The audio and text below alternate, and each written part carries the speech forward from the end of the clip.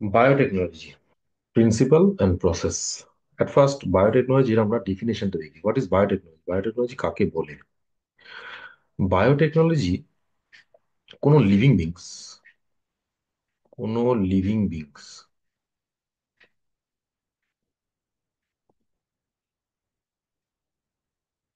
or their product, living beings or their product, either কোনো living beings অথবা তাদের প্রোডাক্টকে। কোনো লিভিং বিংসে সরাসরি ইউজ করতে পারে অথবা তাদের প্রোডাক্টকে, সেই প্রোডাক্ট এনজাইমও হতে পারে, কোনো পার্টিকুলার আদার্স কোনো অ্যান্টিবায়োটিক বা কোনো ফার্মেন্টেড প্রোডাক্টও হতে পারে। সেটাকে যখন টোটালি, এই দুটোকেই যখন সরাসরি আমরা হিউম্যান ওয়েলফেয়ারে কাজে লাগাই, হিউম্যান ওয়েলফেয়ারে কাজে লাগাই, তখন তাকে আমরা বায়োটেকনোলজি। এবার এই যে ডেফিনেশনটা দেওয়া হলো না, এটা আর্লি একটা ডেফিনেশন। প্রিভিয়াস 1960s দিকে বায়োটেকনোলজি মনে এটাই ছিল, যে কোনো লিভিং বিংস কে অথবা তাদের প্রোডাক্টকে জরাজরি যখন হিউম্যান রিসোর্সে আমরা কাজে লাগাই, তাকে আমরা বায়োটেক বলে থাকি। এবার এই টোটাল জিনিসটা হচ্ছে মাইক্রোব মেডিয়েটেড। টোটালটা কিরকম? Microbes mediated. টোটালটা হচ্ছে মাইক্রোবস মেডিয়েটেড। কিরকম মাইক্রোব মেডিয়েটেড? লাইক ধরো, আমরা কার্ড মেক করতে, কার্ড প্রিপারেশন করতে কাকে ইউজ করে থাকি? Lactobacillus bacteria, lactic acid bacteria, এগুলোকে ইউজ করে থাকি। দেন ধরো ব্রেড মেকিং করতে আমরা ইস্টকে ব্যবহার করি, স্যাকারোমাইসিস সেরিভিসি। ঠিক আছে, স্যাকারোমাইসিস সেরিভিসি। এগেন এটাকে আমরা আবার ইউজ করে থাকি ওয়াইন প্রোডাকশনের ক্ষেত্রে। তাহলে আর্লি কন্ডিশনে বায়োটেকনোলজি ডেফিনেশন শুধুমাত্র মাইক্রোস মেডিয়েটেড ছিল, কিন্তু এখন শুধুমাত্র বায়োটেকনোলজি মানে এই মাইক্রোস মেডিয়েটেড এই সমস্ত কিছু জিনিস, যেগুলো কোনো কার্ড বা ব্রেড বা ওয়াইন প্রিপারেশন, শুধুমাত্র এগুলো বায়োটেকনোলজি নয়। আরো কিছু বায়োটেকনোলজি মিনিংস আছে। কিরকম? সাপোজ ধরে নাও যে, সাপোজ ধরে নাও যে আমরা জানি প্যানক্রিয়াস, আমাদের যে প্যানক্রিয়াস, অগ্নাশয়, এই প্যানক্রিয়াস কি করে? ইনসুলিন প্রোডাকশন করে। ইনসুলিন একটা ইম্পর্টেন্ট হরমোন। ঠিক আছে, ইনসুলিন প্রোডাকশন করে। তো ইনসুলিন প্রোডাকশন করার জন্য পার্টিকুলার কোনো জেনেটিক সিস্টেম দায়ী, কোনো পার্টিকুলার জিন দায়ী। এবার এই জিনটাকে যদি এখান থেকে আমরা কাট করি, এই পার্টিকুলার জিনটাকে, যেটা ইনসুলিন প্রোডাকশনের যে দায়ী জিন, সেটাকে যদি আমরা কাট করে আমরা এটাকে ধরো কোনো একটা ইকোলাই ব্যাকটেরিয়া, এটা সাপোজ ধরো E. coli, E. coli bacteria genetic system, তার প্লাজমিড বা ইত্যাদি, এই জেনেটিক সিস্টেমের মধ্যে আমরা কি করলাম? আমরা পূর্ব প্রসেস করে এই জিনটাকে ঢুকিয়ে দিলাম, ইনসার্ট করলাম। তাহলে ইকোলাই তো ইনসুলিন প্রোডাকশন করে না, কিন্তু এবার করবে। ইনসুলিন প্রোডাকশন করার জন্য জিন ইকোলাই মধ্যে ঢুকিয়ে দিলাম। তাহলে ইকোলাইয়ের জেনেটিক ক্যারেক্টারিস্টিক্স করলাম, এটাকে না আমরা জিএমও বলতে পারি, জেনেটিক্যালি মডিফাইড অর্গানিজম। এটা একটা জিএমও তৈরি করা হলো। তো এই যে জিএমও যে প্রোডাকশন হয়, তার মানে কোনো ডিজারেবল জিনকে পার্টিকুলার কোনো অর্গানিজমের মধ্যে ইনসার্ট করে তার মধ্যে ফেনোটাইপ বা ক্যারেক্টারকে আমরা এক্সপ্রেস করালো। এটাও বায়োটেকনোলজির পার্ট। পার্টিকুলারলি এই যে ব্রাঞ্চ, যেখানে আমরা একটা কোনো ডেজায়ার জিন, এটাকে আমরা ফরেন জিন বা ডেজায়ার জিন বলতে পারি, এই ডেজায়ার জিনকে আমরা কি করলাম? কোনো হোস্টের মধ্যে ঢুকিয়ে তার মধ্যে সেই কোয়ালিটিকে ডেভেলপ করলাম। পার্টিকুলার এই ব্রাঞ্চটাকে জেনেটিক ইঞ্জিনিয়ারিং। বায়োটেকনোলজির এই যে স্পেসিফিক ব্রাঞ্চটা আছে, এটাকে আমরা বলে থাকি জেনেটিক ইঞ্জিনিয়ারিং। আমরা এটা নিয়ে পড়বো পরে। এটা আমরা বলে থাকি genetic engineering.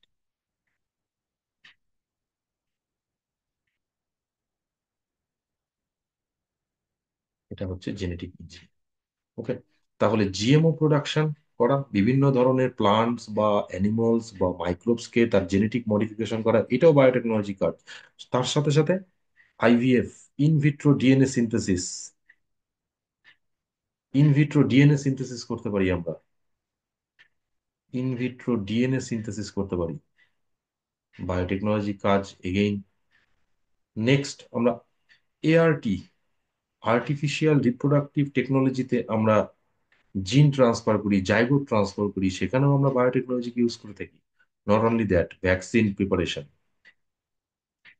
Various types of synthetic vaccine, DNA vaccine, এগুলো প্রিপারেশন করতে কাজে লাগে।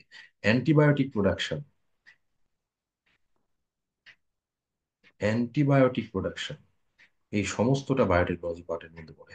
তার মানে বায়োটেকনোলজির আর্লি স্টেজে আমরা শুধুমাত্র বুঝতাম যে মাইক্রোবস মেডিয়েটেড প্রসেস, শুধুমাত্র মাইক্রোবস মেডিয়েটেড, কিন্তু এখন বায়োটেকনোলজি মিনিং শুধু মাইক্রোবস মেডিয়েটেড না, GMO production, genetic engineering, DNA synthesis, assisted reproductive technology, vaccine generation, antibiotic generation, in fact বিভিন্ন টাইপের অ্যান্টিবডি প্রিপারেশনের ক্ষেত্রেও আমরা মনোক্লোনাল অ্যান্টিবডি আমরা বায়োটেকনোলজিকে কাজে লাগাই। তো এই দাঁড়ালো হচ্ছে বায়োটেকনোলজির একটা তার ইউটিলিটি কি, তার কোথায় ইমপ্লিমেন্টেশন, তার বেসিসে আমরা ডেফিনেশন তৈরি করতে পারি। এবার বায়োটেকনোলজির সবচেয়ে বেশি ইন্ডাস্ট্রিয়াল ইউটিলাইজেশন না প্রথম ইউরোপে দেখা যায়। তো ইউরোপে একটা ইম্পর্টেন্ট অর্গানাইজেশন আছে, এই অর্গানাইজেশনটা হচ্ছে,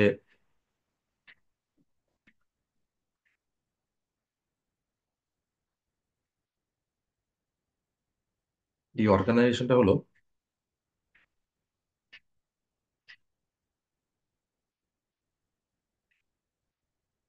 ইএফপি।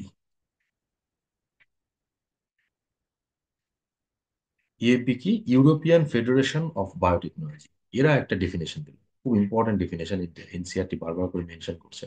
আগের যে জিনিসটা দেখলাম যে সরাসরি কোনো লিভিং বিংস কে অর দেয়ার প্রোডাক্টকে আমরা হিউম্যান ওয়েলবিংস এর কাজে লাগাচ্ছি, আর এখন যে কাজটা করা হয় জিএমও গুলোকে সরাসরি আমরা হিউম্যান ওয়েলফেয়ারের ক্ষেত্রে কাজে লাগাতে পারি, মেবি ভ্যাকসিন, অ্যান্টিবায়োটিক জেনারেশনে, প্রোডাকশনে, ডিএনএ সিনথেসিসে, এই সমস্ত ক্ষেত্রে। তো ওভারঅল এটাকে নিয়ে যদি একটা ডেফিনেশন দেওয়া যায়, এরা কি বললো, বায়োটেকনোলজি কি? Biotechnology is the integration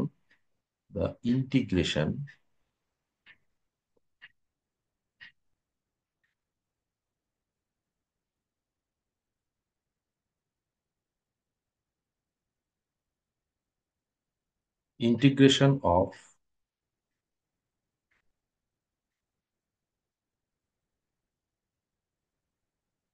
natural science, integration of natural science. Biotechnology কি? ন্যাচারাল সায়েন্সের একটা ন্যাচারাল সায়েন্স অ্যান্ড ইন্টিগ্রেশন, যৌথ প্রয়াস, অ্যান্ড অর্গানিজম, সেই অর্গানিজমটা কোনো সেল হতে পারে, কোনো সেলের পার্ট হতে পারে। যখন এদের আমরা সেই অর্গানিজমের মধ্যে কি করি, মলিকুলার অ্যানালগ দিয়ে তার কোনো প্রোডাক্ট, মলিকুলার অ্যানালগ তার কোনো প্রোডাক্ট থেকে আমরা কোনো সার্ভিস পাই।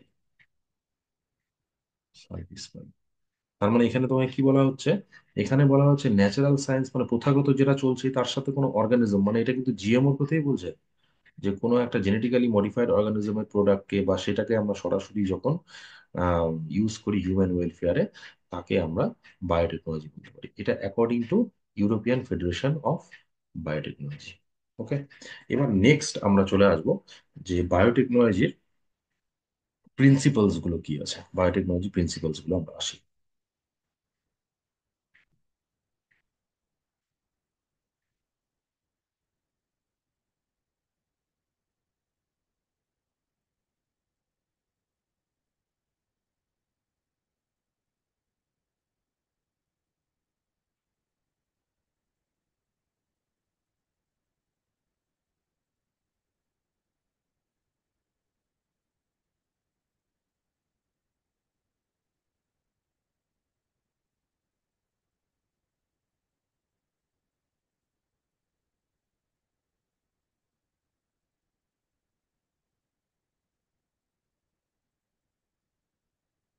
আমরা এখন আমরা যে জায়গাটা পড়তে যাচ্ছি এই প্রিন্সিপালস। দেখো প্রিন্সিপালস তো অনেক আছে, দুটো কোর প্রসেস আছে বায়োটেকনোলজি, দুটো কোর প্রসেস, দুটো কোর প্রিন্সিপাল আছে মডার্ন বায়োটেকনোলজি। একটা হচ্ছে genetic engineering,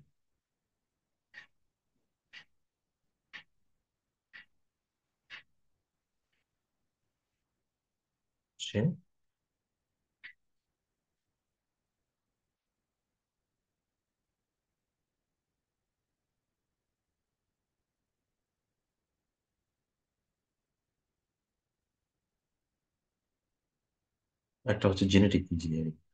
genetic engineering already discuss করলাম। কোনো ডেজায়ার জিন, কোনো ডিএনএর মধ্যে কোনো বিশেষ জিন আছে,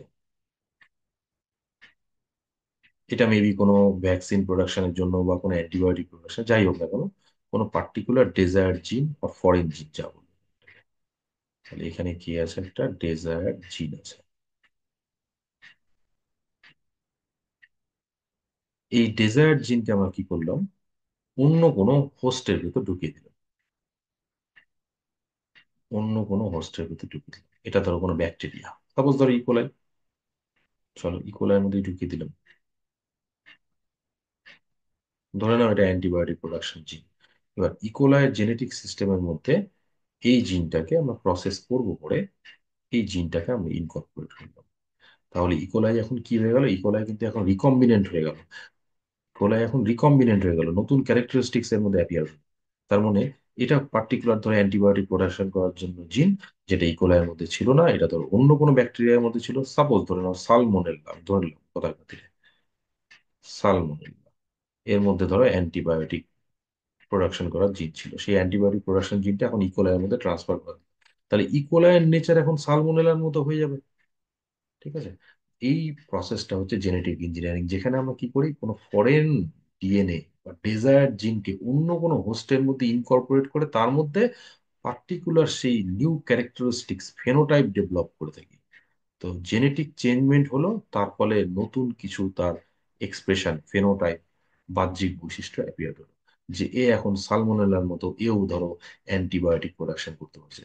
এই স্টেপটাকে আমরা বলে থাকি জেনেটিক ইঞ্জিনিয়ারিং। তো জেনেটিক ইঞ্জিনিয়ারিং কিসের সাথে ডিল করে, এটা বায়োটেকনোলজির সবচেয়ে important branch. Genetic engineering modern বায়োটেকনোলজির সবচেয়ে ইম্পর্টেন্ট ব্রাঞ্চ, যেখানে কোনো পার্টিকুলার কোয়ালিটিজ এর জন্য দায়ী জিন, ডেজায়ার জিন, ফরেন জিন, যেটাকে আমরা কি করি, রেসপেক্টিভ কোনো হোস্টের মধ্যে, সেটা মেবি প্লান্ট হতে পারে, অ্যানিমালস হতে পারে, ব্যাকটেরিয়া হতে পারে, এরকম ধরনের কিছু, এর এর জিনোমের মধ্যে আমি ইনকর্পোরেট করি। তার ফলে সেই লিভিং বিংস, সেই অর্গানিজমের মধ্যে নতুন ক্যারেক্টারিস্টিক্স অ্যাপিয়ার হয়। ঠিক আছে। ফেনোটাইপিক চেঞ্জ করে থাকি। এই স্টেজটাকে আমরা বলে থাকি genetic engineering. Father of genetic engineering, এটা একটি ইনফরমেটিভ বলে রাখি, father of genetic engineering, father of genetic engineering হলেন পল বার্গ। পল বার্গ। পল বার্গ হলেন ফাদার অফ জেনেটিক ইঞ্জিনিয়ারিং। ঠিক আছে। আচ্ছা, এটা একটা প্রসেস আসছে। এবার নেক্সট স্টেপটা আমরা চলে আসছি, কি করা হয় দেখো। প্রিন্সিপাল, কোর প্রিন্সিপাল একটা হচ্ছে জেনেটিক ইঞ্জিনিয়ারিং। নেক্সট প্রসেসটা যেটা চলে আসে, এখানে আমরা কি করে থাকি, এখানে করা হয় কি,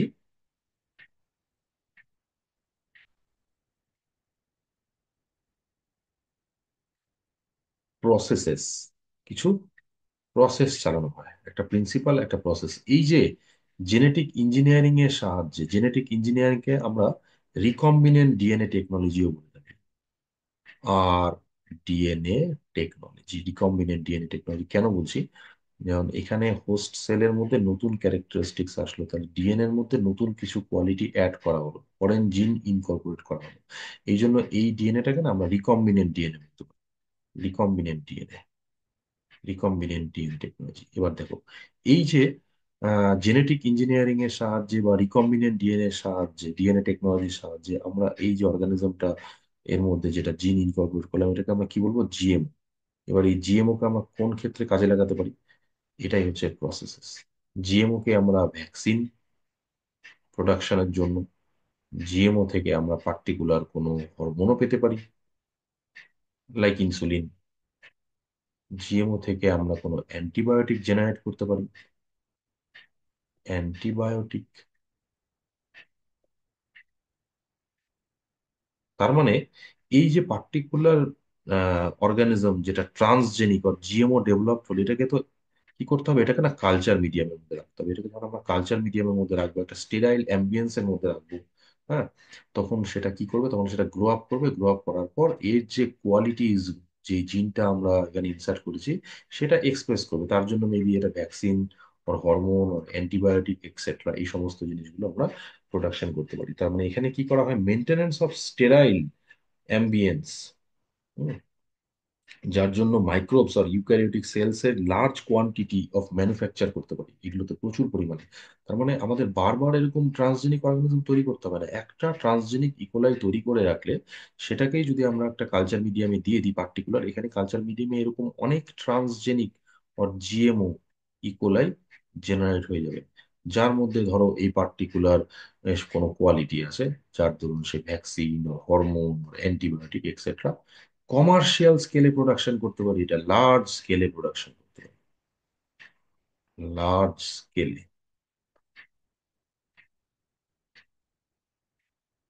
লার্জ স্কেল প্রোডাকশন। ঠিক আছে, তাহলে এই হচ্ছে দুটো বায়োটেকনোলজির কোর স্টেপ। একটা হচ্ছে জেনেটিক ইঞ্জিনিয়ারিং এর মাধ্যমে জিএমও কে জেনারেট করব, সেই জিএমও কে আমরা কালচার মিডিয়ামের মধ্যে দিয়ে লার্জ কোয়ান্টিটিতে এই সমস্ত প্রোডাক্ট গুলো পেতে পারি। ব্যাস, এই দুটো দাঁড়ালো হচ্ছে বায়োটেকনোলজি কোর দুটো প্রিন্সিপাল।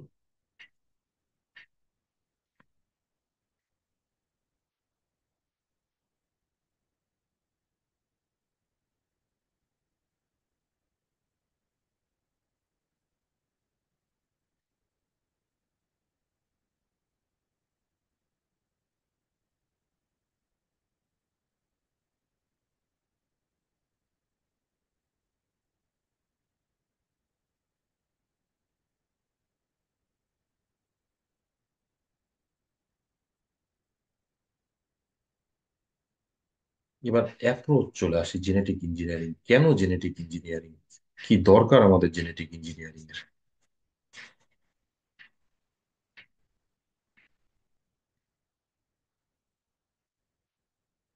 জেনেটিক ইঞ্জিনিয়ারিং বায়োটেকনোলজির একটা ব্রাঞ্চ, যেখানে আমরা কি করি, কোনো ডেজায়ার জিন বা ফরেন জিনকে পার্টিকুলার অর্গানিজমের মধ্যে ইনসার্ট করে তার মধ্যে নিউ কিছু কোয়ালিটিকে ডেভেলপ করার চেষ্টা করি। এবার ওই যে ট্রান্সজেনিক ওর যে জিএমওটা আমরা পেলাম তাকে কালচার মিডিয়ামের মধ্যে দিয়ে আমরা কি করতে পারি, তার গ্রোথ করতে পারি, এবং সেখান থেকে কমার্শিয়াল স্কেলে বিভিন্ন ধরনের প্রোডাক্ট গুলোকে ওখান থেকে আমরা বের করতে পারি। এবার যে জায়গাটা চলে আসবো, conceptual development of principal of genetic engineering, কেন জেনেটিক ইঞ্জিনিয়ারিং। দেখো, তাহলে এখানে আসবো এবার,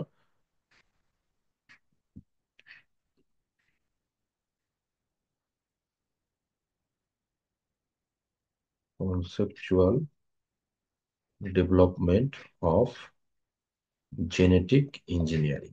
চলো, conceptual development of genetic engineering, কেন জেনেটিক ইঞ্জিনিয়ারিং কি হবে। দেখো, বিষয়টা কি, একটু আগে থেকে আসি। আসেক্সুয়াল রিপ্রোডাকশন কি করে।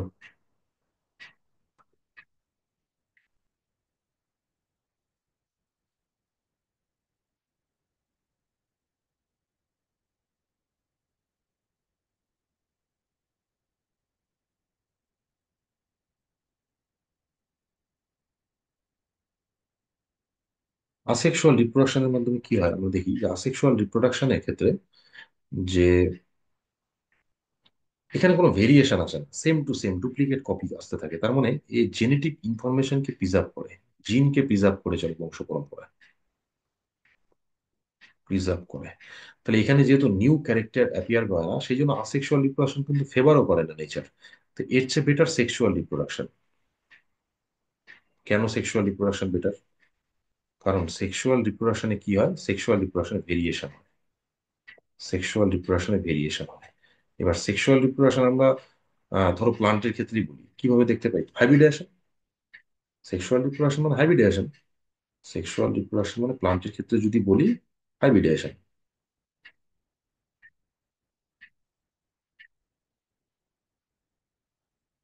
হাইব্রিডেশন এবার একটা এক্সাম্পল দিই, ধরে নাও দুটো প্লান্টের মধ্যে একদম পিওর একটা হাইব্রিডেশন হচ্ছে, ন্যাচারাল হোক বা আর্টিফিশিয়াল হোক, একটা ধরো প্লান্টের স্পিসিস এ, আর আরেকটা প্লান্টের একই স্পিসিস আরেকটা ভ্যারাইটি হচ্ছে বি, ধরো দুটোই ধরে নাও এটা হচ্ছে রাইসের, রাইসের কোয়ালিটি।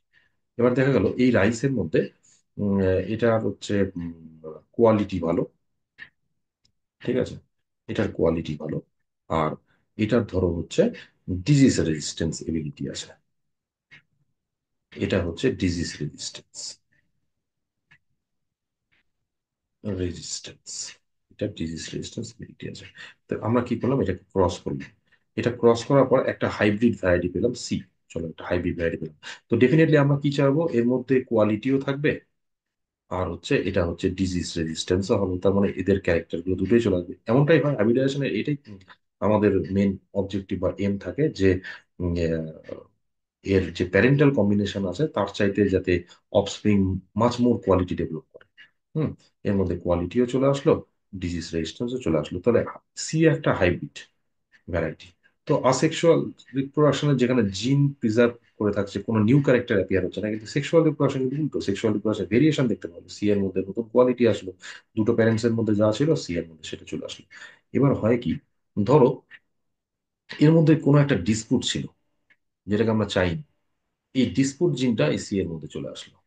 তার মানে সেক্সুয়াল রিপ্রোডাকশনে কি হয়, সেক্সুয়াল রিপ্রোডাকশন আমরা না চাইলেও কোনো কোনো সময়, ন্যাচারাল হোক বা আর্টিফিশিয়াল হোক, এর মধ্যে কিছু আনডিজারেবল কোয়ালিটি অ্যাড হতে পারে।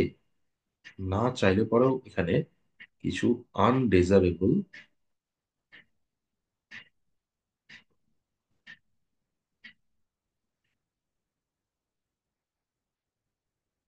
আনডিজারেবল কোয়ালিটি এর মধ্যে কিন্তু আসতে পারে। হ্যাঁ, অবাঞ্ছিত কিছু বৈশিষ্ট্য এসে যেতে পারে। তার মানে আমরা যেটা চাইছি তাছাড়াও কিছু আনডিজারেবল কোয়ালিটি চলে আসতে পারে। এবার এই জায়গাটায় আমরা কি করব, আমরা জেনেটিক ইঞ্জিনিয়ারিং এ যাব। কি করা হয় জেনেটিক ইঞ্জিনিয়ারিং এ, জেনেটিক ইঞ্জিনিয়ারিং এ করা হয় কি, আর দুটোকে ক্রস করার দরকার নেই। ধরে নাও এখানে যে ঘটনাটা হচ্ছে, এর মধ্যে এর জেনেটিক সিস্টেমের মধ্যে ধরো এই একটা রাইস প্লান্ট, এই রাইস প্লান্টের মধ্যে কোনো পার্টিকুলার জিন আছে, যেই জিনটা এর ভালো কোয়ালিটির জন্য দায়ী। এটাকে প্রথমে ফাইন্ড আউট করা হলো ফাইন্ড আউট। আর আরেকটা প্লান্ট আছে, আরেকটা রাইসের ভ্যারাইটি আছে, যেটা ধরো বি ভ্যারাইটি। হ্যাঁ, তো সেটা আমি এখানে লিখি, চলো বি ভ্যারাইটি। এটা হচ্ছে বি ভ্যারাইটি। তো বি ভ্যারাইটি কি হয় যে, এটা বিভিন্ন এনভায়রনমেন্টের মধ্যে এটা টিকে থাকতে পারে, কিন্তু কোয়ালিটি ভালো না, ডিজিজ রেজিস্টেন্সিবিলিটি আছে, রোগ প্রতিরোধ ক্ষমতা আছে, অ্যাডাপ্টেশন পাওয়ার ভালো। এবার আমরা কি করলাম, এর জেনেটিক সিস্টেমের মধ্যে এর মধ্যে একটা কোয়ালিটি আছে যে এর ডিজিজ রেজিস্ট্যান্স এবিলিটি আছে। এবার আমরা কি করলাম, এটাকে সরাসরি ক্রস করার দরকার নেই। জেনেটিক ইঞ্জিনিয়ারিং এর সাহায্যে আমরা করবো কি, এখান থেকে এই জিনটাকে কাট করবো, বের করবো, প্রসেস আছে। তারপরে এটাও একটা পদ্ধতি আছে, এর সাহায্যে এর এর জেনেটিক সিস্টেমের মধ্যে, এই বি এর জেনেটিক সিস্টেমের মধ্যে এর পার্টিকুলার যে কোয়ালিটির জন্য রেসপন্সিবল জিন, সেটাকেই শুধুমাত্র ইনসার্ট করে দিলাম। তাহলে এখানে আনডিজারেবল কোয়ালিটি আসার কোনো চান্সই নেই। তার মানে বি ভ্যারাইটির মধ্যে শুধুমাত্র আমরা এর কোয়ালিটির জন্য যে জিনটা আছে সেটাকে ইনসার্ট করলাম। তাহলে এই ডিএনএটাকে আমরা এখন কি নামে ডাকবো, এই ডিএনএ এর মধ্যে এটাকে আমরা বলতে পারবো কিন্তু রিকম্বিনেন্ট ডিএনএ। এটাকে আমরা বলবো রিকম্বিনেন্ট ডিএনএ। তার মানে জেনেটিক ইঞ্জিনিয়ারিং এর সাহায্যে দরকার নেই আমাদের দুটো প্লান্টস এর মধ্যে একদম ন্যাচারাল ওয়েতে বা আর্টিফিশিয়াল ওয়েতে এর হাইব্রিডাইজেশন করা, রিমাস্কুলেশন করা, কোনো দরকার নেই। আমরা কি করব, পার্টিকুলার যে জিনটা আছে, যে জিনটাকে আমরা ইনসার্ট করতে চাই, শুধুমাত্র সেই জিনটাকে ফাইন্ড আউট করে কাট করে আমরা হোস্টের মধ্যে ঢুকিয়ে দেবো। তাহলেই কোয়ালিটি ডেভেলপ হবে। এটাই হচ্ছে একটা ইম্পর্টেন্ট ডিফারেন্স জেনেটিক ইঞ্জিনিয়ারিং এর সাথে সেক্সুয়াল রিপ্রোডাকশনে। যে জেনেটিক ইঞ্জিনিয়ারিং এ আমরা শুধুমাত্র কি করি, ডেজারেবল কোয়ালিটি, এই যে কোয়ালিটিটা আছে না, এটা ডেজায়ার্ড জিন, আকাঙ্ক্ষিত জিন, শুধুমাত্র আমরা এটাকেই ট্রান্সফার করব, আদার্স কোনো জিন ট্রান্সফার করার দরকারই নেই। তাহলে এই রিকম্বিনেন্ট ডিএনএ যুক্ত যে প্লান্টটা আসবে, সেটা কিন্তু অনেক ইমপ্রুভ কোয়ালিটির আসবে, আর সেখানে কোনো চান্সই নেই আনডিজারেবল কোয়ালিটি আসা। এটা সবচাইতে ইম্পর্টেন্ট একটা বিষয়।